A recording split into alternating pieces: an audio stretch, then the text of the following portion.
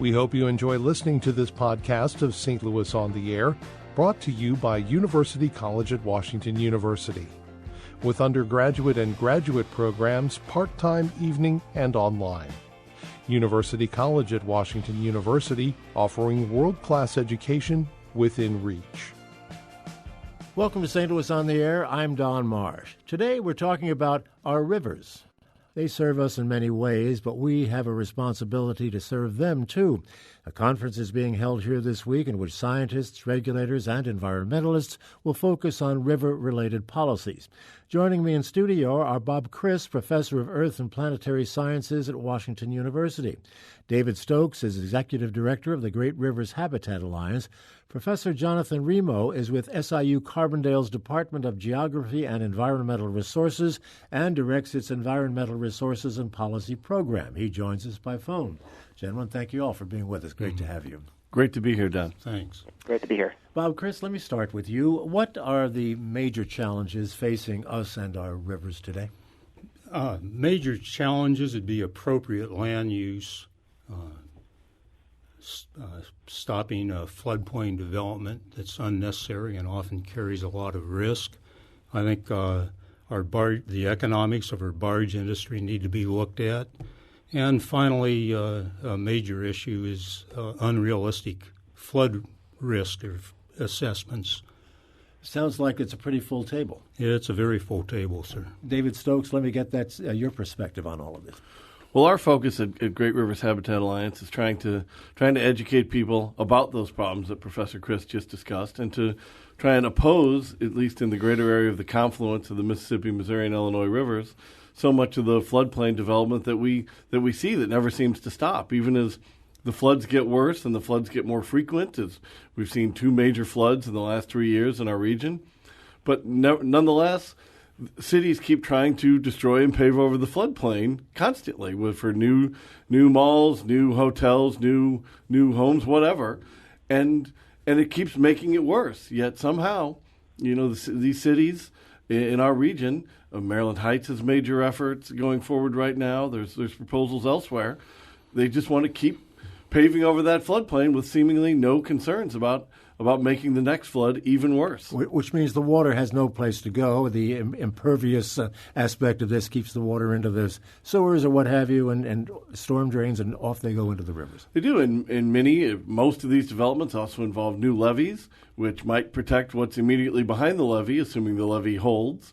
But even if the levee does its job, it simply means that water is going to flood somebody else who didn't know to expect it, somebody else who thought they were 5, 6, 7 feet or more outside of the floodplain. And that's what we've seen along the Merrimack River now twice, is these floods were getting to places that the water had never come close to before, of those 2 floods in the past 3 years.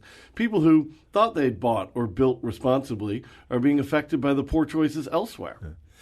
Jonathan Remo, is there anything left for you to be concerned about? Wow, that's a full plate. Wow. Yeah, I agree with both guests. And also, to chime in here, we also have conflicting issues with our national flood policy. So it's kind of a mess. Well, let's take a look at that national flood policy and how it impacts us here. What is the policy, and how does it impact us? Well, it's pretty much the national flood policy comes down to the National Flood Insurance Program.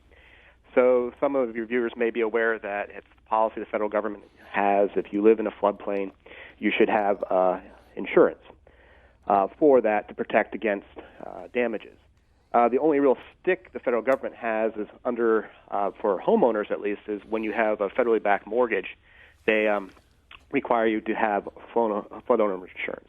If you don't have a mortgage, or if you're not a residential structure, you're not required to have that. But the maps that are produced to determine who is in and out of the floodplain are used by a whole host of folks, and it sets the stage for federal policy.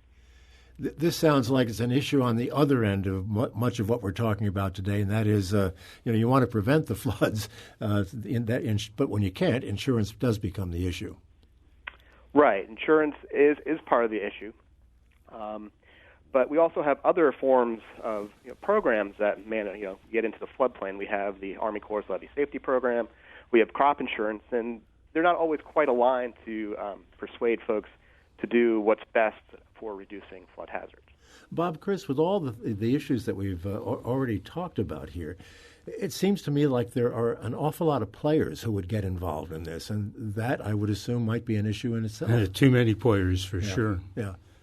Go into that just a little more detail. I hardly can. There's developers, there's agricultural interests, there's all kinds of subsidized people, whether they're barge industry or the agricultural and fossil fuel interests that depend on cheap transportation.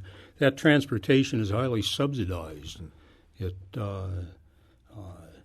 Anyway, even with the Missouri River, there's all kinds of water quantity issues. We're continuing, and we'll see increasing fights over just the amount of water in the river. There's proposed diversions to different states. There's diversions out of the basin that are proposed. The upper basin states are fighting the lower basin states. The Indian nations have often been left out of the equation, and they're worried about pipelines crossing the river. The number of stakeholders, so-called, is enormous, and the problems are politically very complex. And David Stokes, how do you bring all these disparate groups together? Well, unfortunately, the one thing many of these disparate groups, the developers, the barge industry, the agriculture, the one thing they all agree on is the need for taxpayer subsidies for their programs, whether it's a new shopping mall in the floodplain with tax increment financing, or the barge industry getting the Corps of Engineers paying for the much larger share of the dredging and other things to keep the rivers open. The one constant is that the average taxpayer is footing the bill for river and water policies that benefit the private sector but socialize the cost to the public, all while at the same time making flooding worse and damaging our river environment and making the flood problems worse. So the average taxpayer is really the one on the hook for a lot of this, and that all up and down the level, especially including those giant malls we see dotting the floodplain throughout the St. Louis region, which 30, 40 years ago wouldn't have been subsidized. But now with tax increment financing and other types of vehicles, it's common practice to subsidize just about every major development now, and that helps to damage our river environment. Jonathan Remo, is this the time to be looking for more help, financial and otherwise, from the federal government?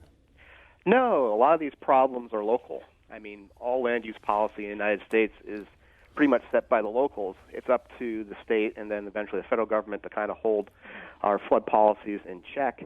But obviously with all the things going on, they're not succeeding too well, particularly in the St. Louis region. And why is that? Well, why is that? Because people, the level, it seems to me at least, and this is more of opinion than fact here, that no one's really holding folks accountable for this development. How the National Flood Insurance Program is set up is that each community that participates in the program sets up its own rules to follow, and then it's up for the locals to look at the local government to make sure people in their jurisdiction are following the rules. It's up to the state government to look at the people in all its jurisdictions are following rules, and it's up to the federal government to make sure all the states are following all the rules related to this. But with this development, and along with some policy holes in here, it doesn't seem to be working too well. Bob, Chris, who should be holding these entities accountable? Golly, I think the way to hold entities accountable is to quit subsidizing them. The taxpayers ultimately need to hold people accountable. You go to jail if you don't pay your taxes. Well, you and I go to jail, but not everybody seems to. When we subsidized, subsidies should be restricted to the future, to promoting a promising future. When you subsidize archaic industries, I would include coal-fired power plants, fossil fuel use, certain agricultural practices, certain development practices. When these things are subsidized and they're counterproductive to where we have to move as a society, they shouldn't be subsidized at all. Go ahead. I'm just saying the taxpayers ultimately have to stop these pernicious developments. We have some callers that I want to bring into the conversation, but David, you wanted to add something? Well, as for who needs to hold people accountable, St. Charles County is a perfect example of the problems, because in St. Charles County you have a county, the county government, which is trying to take a big picture view of the situation and tries to limit floodplain development as much as it can and tries to be responsible. But the many cities within St. Charles County take a much more narrow view of it, like St. Peter's with their new levees and their new developments. They just look at what's good for the city. And unfortunately, the county doesn't have the authority really to limit what the cities do. And in St. Louis County, with Chesterfield and Maryland Heights and on and on and on, all competing for the almighty sales tax dollar, the fragmented nature of local government in Missouri is where it's proving how it is exactly the wrong way to go about it. My impression is that where we are right now, damage is already being done with what situation we have now beyond future development. You can't put the toothpaste back in the tube here. That what we have is already a big problem. That's not going to go away. Now, we really need the state of Missouri to step up and do what Wisconsin and Minnesota and a few other states have done and enact statewide tougher floodplain development rules. And I would love to see counties as well get far more authority at floodplain development decisions, because cities have proven themselves absolutely incapable of making anything beyond a short-term decision for more sales tax money. Jonathan, anything you'd like to add to that? Anything I'd like to add to that? Well, no, not off the top of my head. He's pretty much hit the nail on the head. Until we figure out how to get the system, the incentives aligned correctly to have sound floodplain management, we're not going to make any progress. We're just going to see more and more damage being done until we all run out of money. I have to take a break. Let's do that now. I'll come back, continue our conversation on managing our rivers, and we'll do that in just a moment. This is St. Louis on the Air on St. Louis Public Radio, 90.7 KWMU.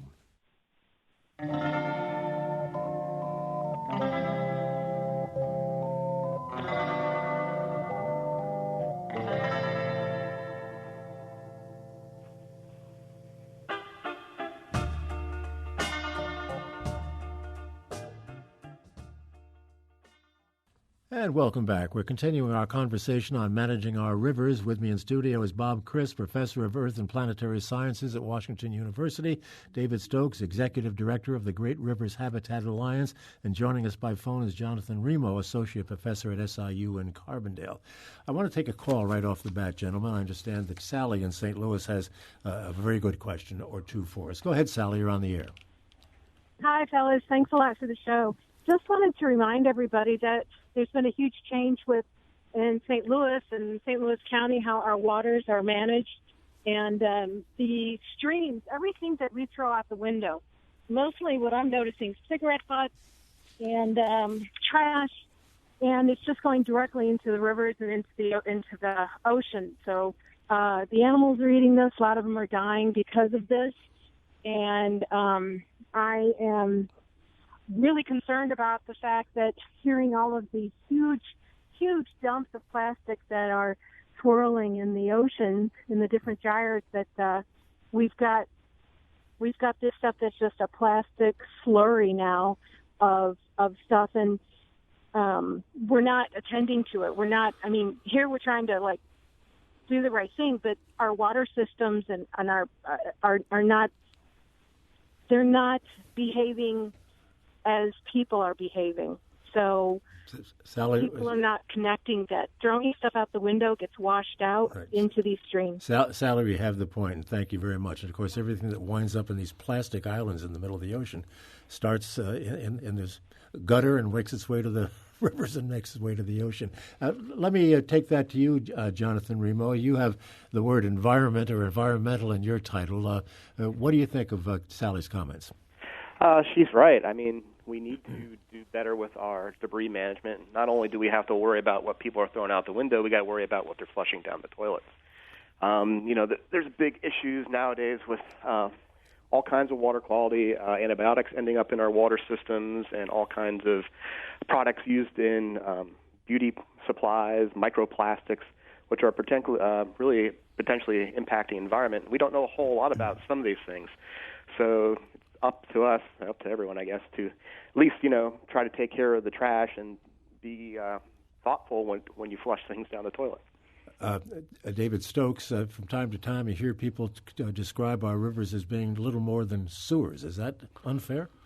Well, I think water cleanliness has gotten better in the past few decades. I think we all remember the lake getting on fire in Cleveland, and I think the Mississippi River is cleaner than it used to be in industrial areas along the Midwest. But it needs to get better. It's still what we're seeing in the oceans with these plastic garbage fields is horrible.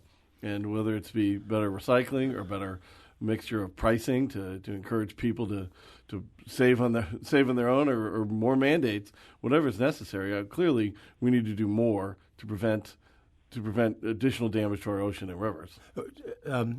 Bob, Chris, what about basic infrastructure issues? What kind of shape are the levees in overall? What kind of shape are the locks and dams in overall? The levees do need some protection and maintenance, and the Army Corps claims that even a majority of them are marginally acceptable at current time. That's certainly happened and caused a lot of consternation in East St. Louis that they lost their accreditation a couple years ago, and really had quite a large number of people upset because their flood insurance rates were going to go up. So what do we do? Increase the height of the levees? Or that's That's not everything. Levee integrity has to do with animals burrowing into them and tree roots and stuff. Levees commonly fail not just by simple overtopping, but by water tunneling through or beneath the levee, causing blowouts.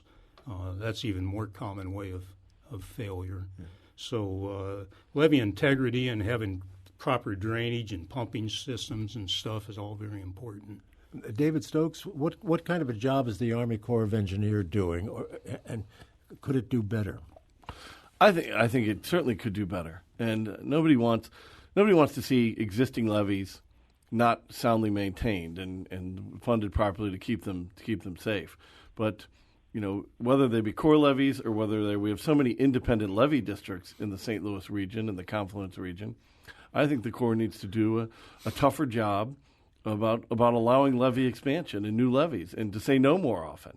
I don't think the Corps should be allowing levees to be built to just protect large 100 or 500-year levees to just protect open spaces, because too often the independent levee districts are doing this so that they can then develop the land and turn it from farmland or recreational land into asphalt and concrete. And that's very bad for our long-term floodplain management and environmental health. So I think the Corps needs to take a much tougher look, particularly at permitting the levee district levees in this region. Jonathan Remo, what is all of this doing to habitat along the river? What is this all doing to habitat? Yeah. Well, there's been a substantial reduction, going back to before there were all the levees along the river. We have what's left of our floodplain forests is not in good shape because of the increased frequency of flooding of these forests that are still connected to the river. And, that's a good question. And one of the questions we look, here in academia look at is how much floodplain does a river need? And that's an ongoing decision. But right now we know, or we can see or document through time, that the health of the river has decreased along lines as the more development we've had along the river. Bob, Chris, we've heard for years that the people who complain about the way the rivers and flooding is managed, saying, it used to be the river would go where it wanted to go, and that was that. That's never going to happen again. Probably not with our major rivers. Their banks have been stabilized, and in some ways that's a good thing. We do have a depauperate biodiversity now in our rivers. We have very uniform habitat that's restricted to almost deep channel and nothing else. The shallows and islands are gone. The sandbars are mostly gone. These are nesting and spawning sites. The rivers are demonstrably more volatile, not only day to day, but year to year, in terms of their response, which is why they're flooding so badly. Just explain that, more volatility. I'm not sure I understand. The level changes more. If even Lewis and Clark made measurements on how much the river level changed every day. They put sticks in the side of the river, and the next morning they'd look where the water was on the sticks that they placed right along the edge. And their journals are full for their permanent camps of what those readings are. The rivers are demonstrably more than twice as volatile. They change day to day. The change in water level is twice on average what it was historically. And to most of us, it look pretty much the same day to day, but they're not, obviously. They flood more aggressively. Now they're flooding any time of year. One of our last big floods was in late 2015 and earliest 2016. I mean, we had the third highest water level ever on the Mississippi River just a couple years ago was on New Year's Day. Yeah. This is preposterous. These rivers are not responding in a natural way. Everybody thought 93 was the big one, but there have been a couple of big ones since then, needless to say. Absolutely, and these are very complicated issues, and people who are interested in the work of Professor Chris and Professor Remo, I mean, Google is a wonderful thing, and there's a lot of papers out there that sort of demonstrate what they're saying and give you the academic proof behind what they're saying on this show here. And they're both going to be talking about it at our conference on Wednesday, River Soundings, at the Jones Visitor Center in Forest Park. Registration will begin at 12:30, and then our keynote address is by John Berry, the author of Rising Tide, about the Great Flood of 1927. He'll be speaking at 6 o'clock, and people can go to eventbrite.com, search for River Soundings, and register online for that. And we want to thank Merritt's for being the lead sponsor of the conference. We'll have a link to all of that on our website at stlpublicradio.org. Let's go back to the phones and bring in Diane calling from Hazelwood. Diane, thanks for waiting. You're on the air. Well, thank you very much for taking my call, and thanks for the program. I live very, very close to the newest industrial complex that's going in currently in Hazelwood, just behind the Field Mills Mall. We're in the process of continuing to rebuild our home from the last flood, and that New Year's Eve flood came within about a half of an inch from flooding us. In 93, we had 43 inches in the house. So this will be our second time rebuilding. We had a conference with Hazelwood, probably about 2 weeks ago, who really has absolutely given us no resources. There is no buyout planned. I'm probably the only one on that end that will see water in their house much more drastically because of this. However, Army Corps of Engineers has signed off on this project. And again, the problem is that the cities have authority over all of this. There is nowhere for us to go to challenge this. Diane, thanks for the call. I'd love to talk to you more about this. If you could call Great Rivers Habitat Alliance, give me a call at 314-918-1007 later this afternoon or later this week. I'd love to hear more about that situation. And we'll put that number online also if you hadn't had a chance to take it down. So look at stlpublicradio.org. Let's bring in Jerry calling from O'Fallon, Missouri. Go ahead, Jerry. Quickly, please. Well, I'll be very specific here. I'm not surprised, but extremely dismayed that the state of Missouri has allowed the coal waste, which contains hundreds of carcinogens, to be stored in a floodplain near the Labadie plant. As someone who's endured 2 cancers that were due to environmental toxins, it's very personal, but also could greatly contribute to a number of illnesses and detrimental effects across that area is upstream of both the inlet for St. Charles County and St. Louis County for our drinking water. Jerry, thank you for the call. Bob, do you want to take a stab at that? I mean, that's something we've talked about a lot here, but it's Ameren that we're talking about. Well, water quality is certainly an issue, and how we make our energy and grow our food's an issue. Water quality, the biggest impacts are agrochemicals. We over-fertilize with nitrate. We poison the entire Gulf of Mexico. We Commonly in the summer, we've turned Lake Erie into a scum pond. We ought to be ashamed of ourselves. Coal ash and these serious problems is just part of it. And we do need to do a lot better, and I totally agree with you. Jonathan Remo, you're a presenter at the conference that David was talking about. What is your paper going to be on, if I may ask, and how does it relate to what we're talking about here?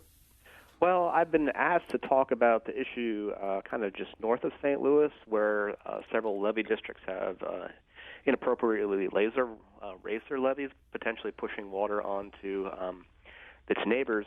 And I'm going to be talking about some preliminary results I have from that analysis, both from a flood perspective and both from an economic perspective.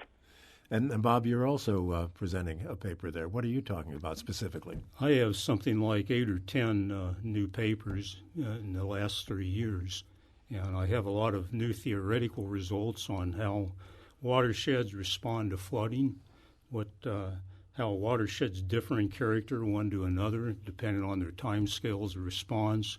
And I'll also be talking about river volatility as well as a new way to analyze the statistics of floods for non-stationary systems. Yeah. David Stokes, you've only got less than a minute left. Where do we go from here?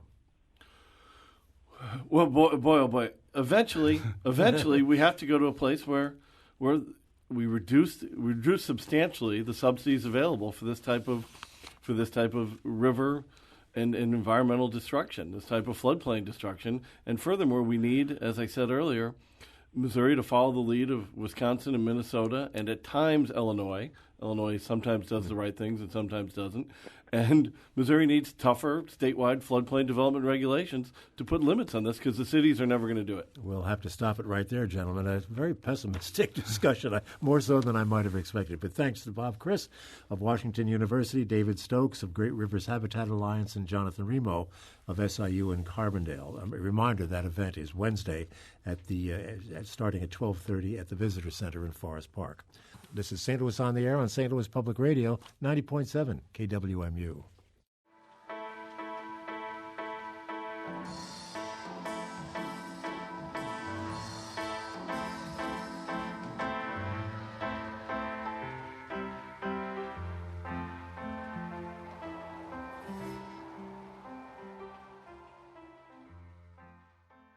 Support comes from the Missouri Forest Products Association, committed to conservation and careful management of the state's forests to make them more resilient and better habitats for wildlife. ChooseWood.com.